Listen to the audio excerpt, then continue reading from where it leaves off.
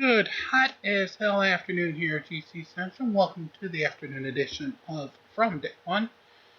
Today we're going to head up to the state of Michigan for a court case where a judge is making sure that everybody plays fair when it comes to evicting someone from their residence.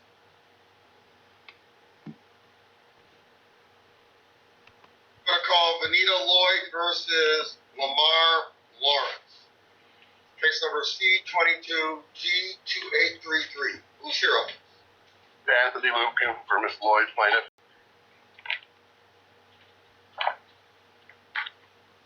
Defendant? Never showed. Kind of showed. Is Lamar Lawrence here? He never showed. He's 6 hours late. Interesting. As Judge would say, interesting strategy. Let's see how it works for the captain. Well, let me see here. It's termination. We're not waiting for money. Should be able to be pretty easy to just dispose of it. This guy's majesty couldn't be bothered to show up for 6 hours.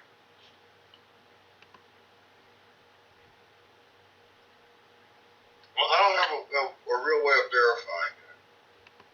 Because I had a swap of court recorders in the middle of the day.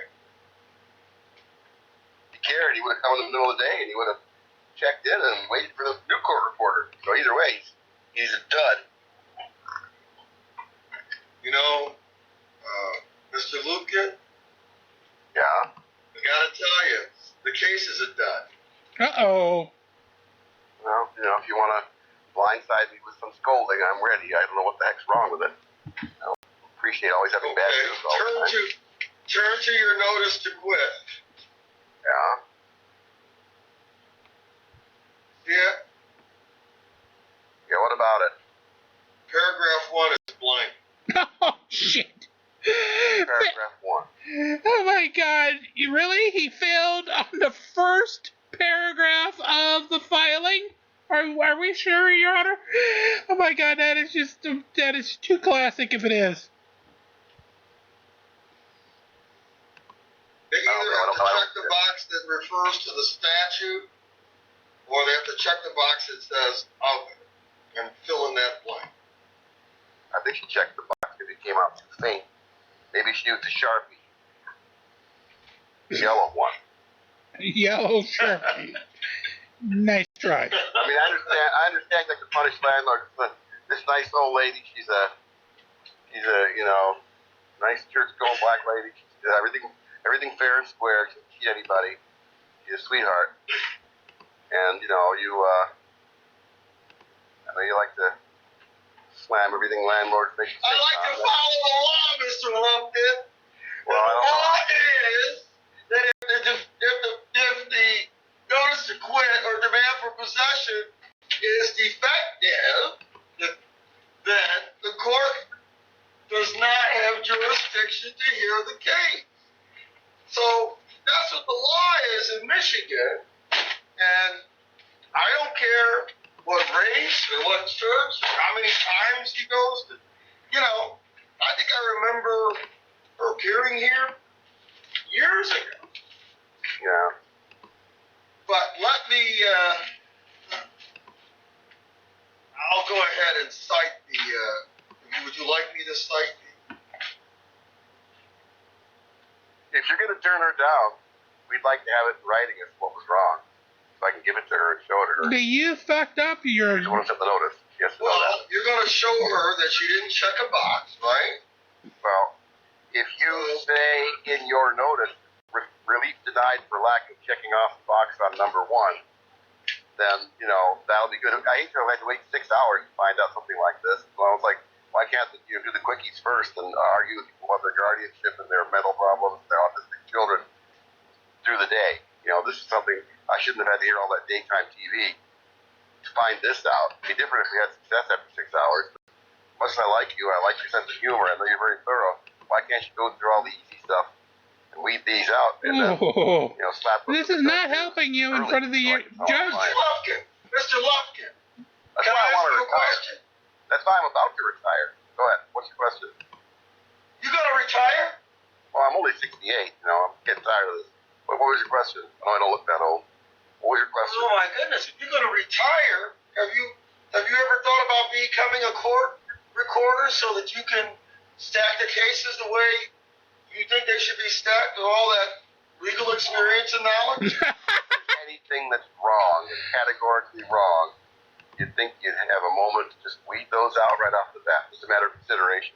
Not really to say. Like I say, I think you have a great conscience and a great social purpose and a great mission and a great spirit. So I don't want to knock you. I just think that would have been nice to know. By grace of God, that's better to do but watch Jay Powell and the Federal Reserve all day. So it didn't hurt. Some people would probably wreck their day after wait this long. It didn't hurt me. I was at home. So. But I just think it would have been nice to know. So please issue the reason for your denial, so we can, or if you can adjourn. I thought he already did. I can't, and because you didn't put the right notice. No, you fucked up. Like this is one of the punishments that these people who don't show up should suffer. Normally, if there's a defect, it's up to the defendant to bring it up.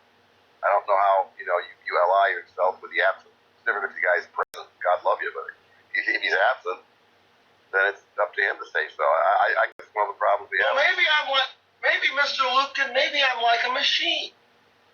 No, maybe I'm like a machine over at the community college when people take a test and they fill in the bubbles, So maybe I'm just kind of like a machine. If the right bubble isn't filled out, they're marked wrong on the test. The problem is that if there's no one there, that could be. Normally the judge is the advocate for the absent guy. If the guy doesn't show up, you can say you don't have jurisdiction, but actually you have jurisdiction. It's just technically not filled out right. It's up to the absent guy or his lawyer. It's not filled out right, which means, let me flush that out. You can decide how you want. It's not filled out right, which means the defendant didn't get notice as to the purpose for wanting termination. The whole point of giving somebody a notice to quit or a demand for possession is for the landlord to be able to say to the tenant, hey, you didn't pay your rent. Here's how much you owe for a non-payment case. And of course, in a termination case, the notice is to say, here's why I'm kicking you out, or here's why I want you to leave. And that way, if you correct this behavior in a termination case, you could stay. Or if you pay an amount of money, you could stay. There's no behavior that can allow them to stay. And number one is a standard statutory form. And the only reason why there would be occasion to check a box would be number two, which is the other, in case of any other reason besides the standard notice. And so it seems to me like you're looking for a requirement that isn't there. I'm not sure the law actually requires that box to be checked. I think it only requires that other box to be checked. It does. Well, you're the judge. It does. Yes. You can rule that. And I'll tell my client it's another 30 days. So why is this person, what's the notice to say? I mean, it says whatever the standard is. Wait, just read the paragraph.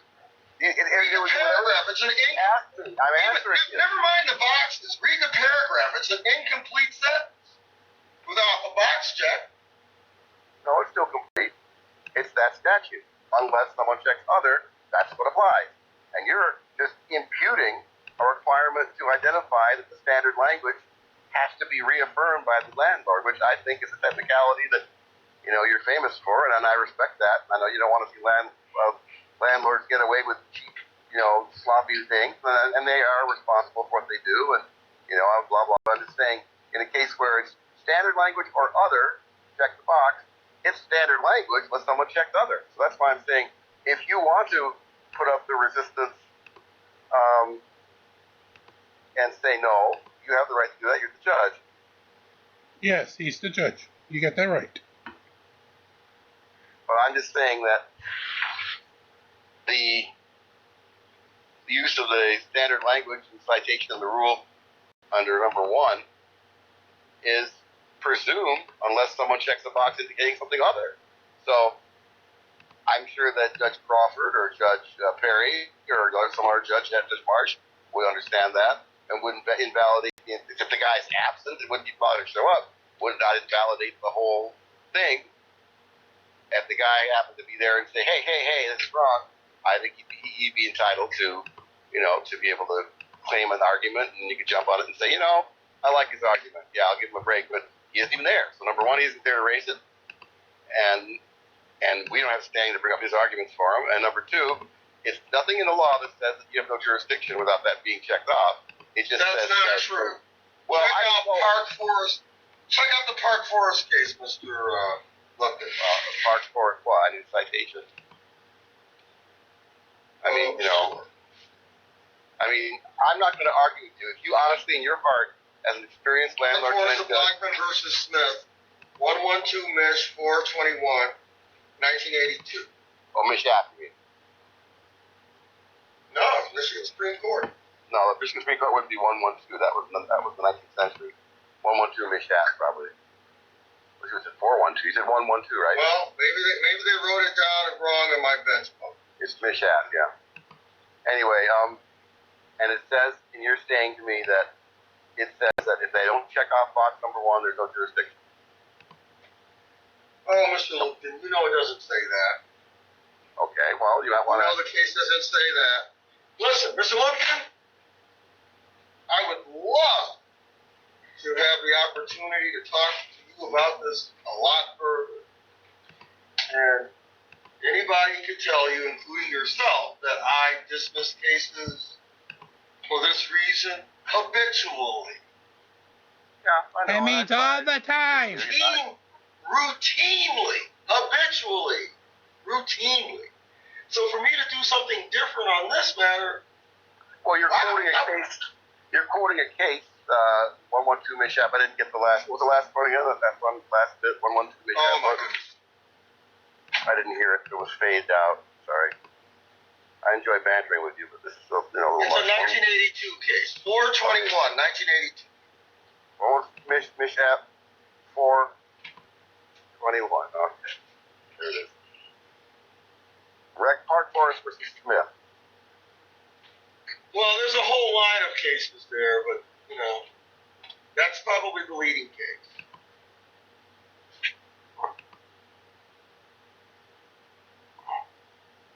Back on your court, Counselor. Yeah, well.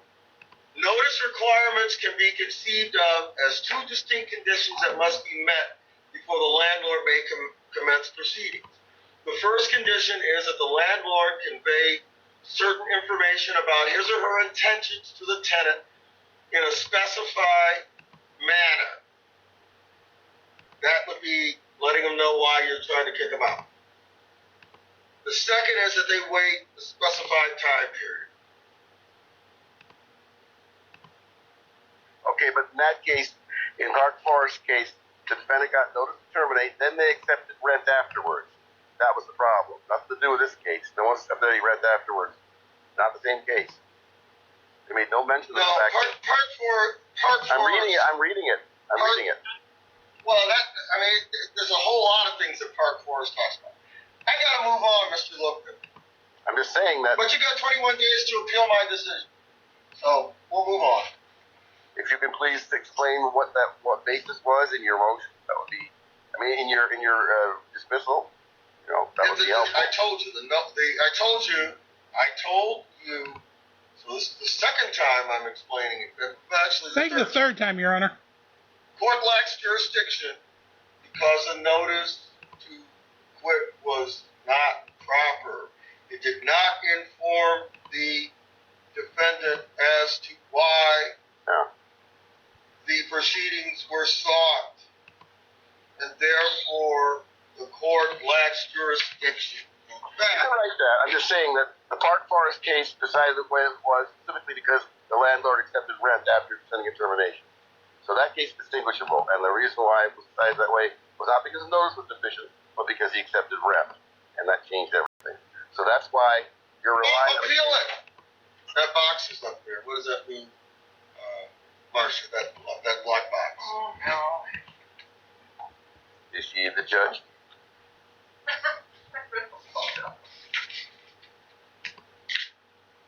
Dude, you're not helping Landlord yourself. waives the right to enforce a covenant by accepting rent. Swinsky versus Goodstein. That was what that case decided on. Nothing to do with that little box not being checked. So, that's not a good faith extension of that case. I'm willing to, work with you, but it's not right. You can't use that case as a citation. Yeah, they accepted rent afterwards. No wonder the guy was confused. Park Forest. We had nothing like that. Our guy was a complete dud. We were letting him ride the fields of his dudhood by ascribing rights to him that are not in the law, and not in that case, probably said.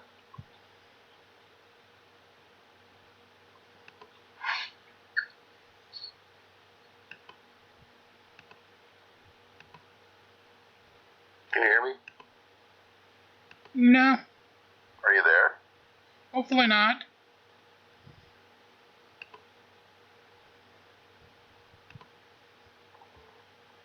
Going once. Going twice. Hello? Third chance of moving.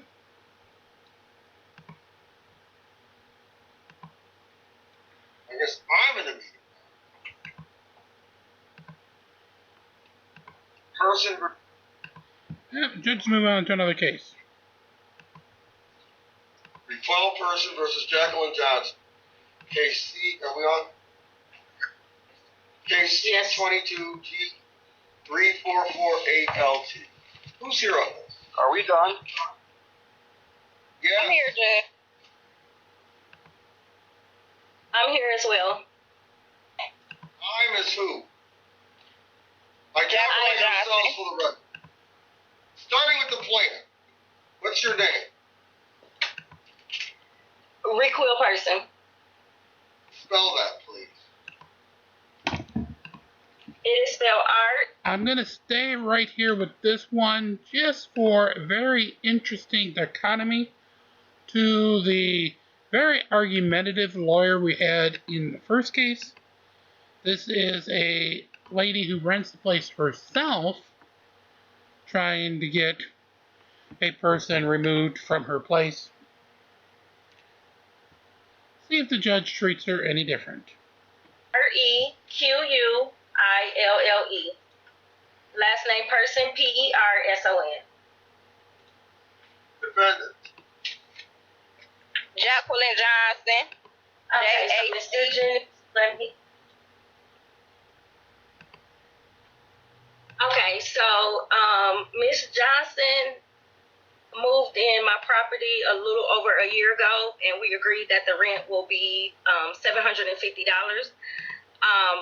The state of Michigan pays $690 of her rent, and for the first 4 months, Miss Johnson paid me the remaining balance, which would be $60 of her portion.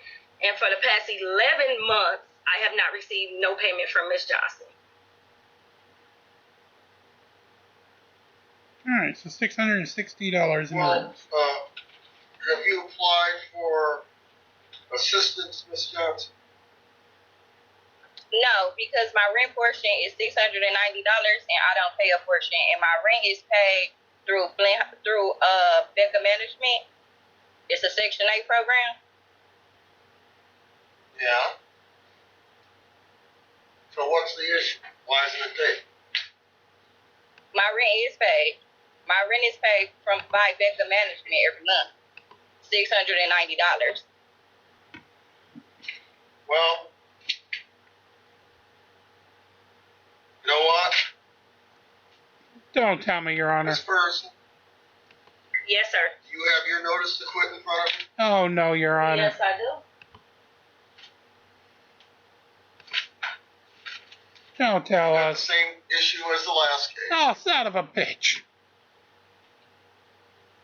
What you said, what is not filled out correctly, Judge? It is not. Look at paragraph 1 on your notice to quit. Okay, when I went down there to fill it out, the clerk office actually helped me fill it out. So then we need to adjust that with the clerk office if they are going to be assisting us with filling out paperwork to fill it out correctly. No. Number 1, they're not supposed to be giving legal advice. And there's a big blue sign that says that. Okay? Now, if if they're giving legal advice, I guess you need to tell me who you talk to so that I can, ask their supervisor about that. Okay, so what do I need to do from here? Besides that,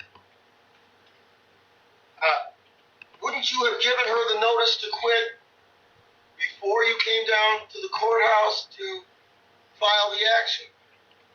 Yes, I did. I gave her a 30-day notice before then.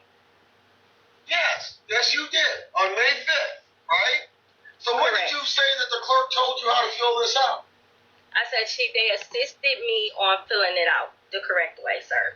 I didn't say they told me how to fill it out. They never gave me legal advice. I'm sorry, they assisted me on filling it out. Well, I don't know exactly what you mean by assisted. I think she means fucked up totally, Your Honor. I don't know exactly what that means. Okay, so what exactly was wrong with it, sir? Okay, paragraph 1. You see it says... Really? No your check mark? landlord, landlady, your name, is seeking to recover possession of property pursuant to... In the next line, you have left blank. Oh, fuck. Okay.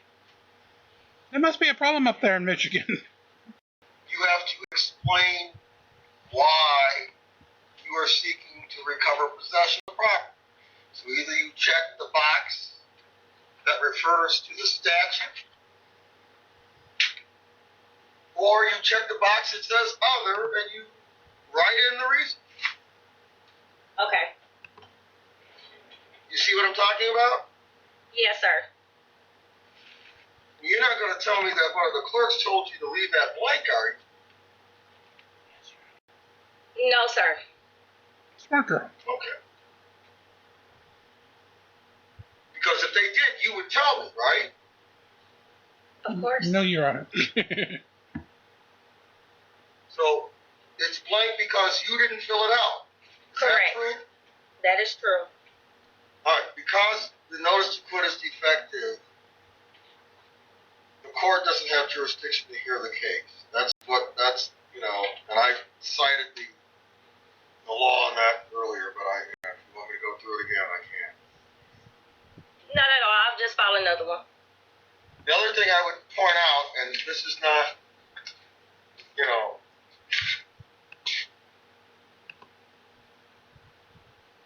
don't see a copy of the lease attached, check out your complaint. You see your complaint? Yes. You see paragraph 2 of the complaint? Yes. It says, attached is a copy of the lease or occupancy agreement? Yes. Well, you're supposed to attach a copy of that. You're supposed to serve her with a copy of that with the paperwork that you give the process server to serve. Okay? Okay. All right. Have a great day. All right. We'll see you all at some point in the future. That's how you do handle it. You make a mistake, you live with it, and you figure to correct it. Alright, with that, we will bring this to a close as soon as the fight ends here. Please make sure you do come back this evening and join us for Part B. I think we're going to bring Law Talk and Mike in for a good conversation about sovereign citizens, Karens, everything from a legal standpoint. And of course, then tonight in the overnight, we do have our final section of the Art Bell God Part of the Brain to bring that episode to a conclusion from Dark Matter. So, with that, please make sure you do like, share, and subscribe. Be kind to one another, and always, always, always release the Kraken as we march this afternoon and every afternoon here from day one. Have a great afternoon. We'll see you tonight. And thanks for watching.